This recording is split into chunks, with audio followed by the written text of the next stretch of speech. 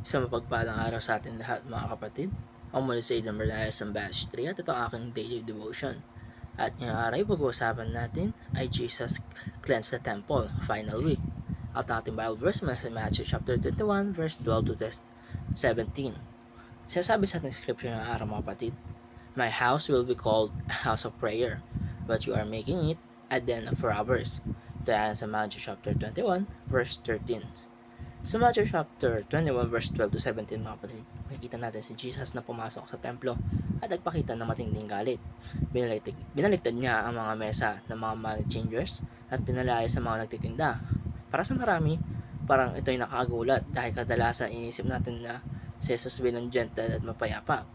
Pero dito mga kapatid, makikita natin na may tamang lugar ang galit, lalo na kapag ang kalaban ng Diyos ang nasisira.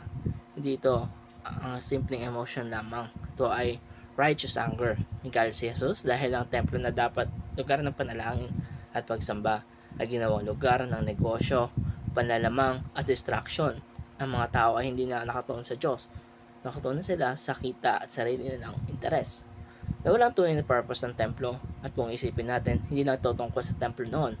Tungkol ito sa templo natin ngayon. Sabi sa Biblia mga kapatid, na tayo ang templo ng Diyos. Ibig sabihin, ang puso natin ay dapat lugar kung saan nananahan ng Diyos. Isang lugar ng worship, prayer at connection sa Kanya.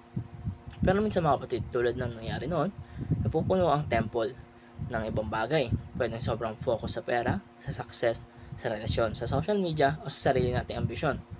Hindi naman lahat ng tao nang ito ay masama, pero kapag sila na ang mamalit sa Diyos bilang priority, naging problema na. Kumbaga, pag mas sinasamba na natin ang ibang bagay kaysa sa Diyos, ang ginawa ni Jesus mga kapatid sa templo ay parang ginawa rin niya sa buhay natin.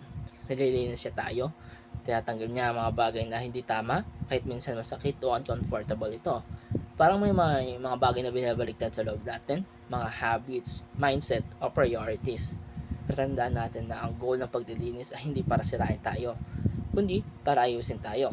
Pagkatapos linisin ni Jesus ang templo ay may nangyaring maganda. Ang mga bulag at pilay ay lumapit sa kanya at pinagaling niya sila. Pinakita nito na kapag ang templo ay malinis, nagkakaroon ng space para sa healing, restoration at presence ng Diyos. Ganun din sa atin, kapag hinayaan natin linisin ng Diyos ang puso natin, mas nagiging bukas tayo sa kanyang pagkilos. Mas nararanasan natin kanyang peace, direction at pagbabago sa buhay natin. Minsan kasi mga kapatid, kailangan lang natin ng cleansing moment, yung honest na tayong sa harap sa Diyos at aamin kung ano bang dapat nilinisin sa ating buhay. At ang magandang balita, hindi lang siya naglilinis, siya rin ang nagre-restore. Kaya mga kapatid, ako muli si Aidan Berlayas ng Batch 3. Maraming salamat sa panonood.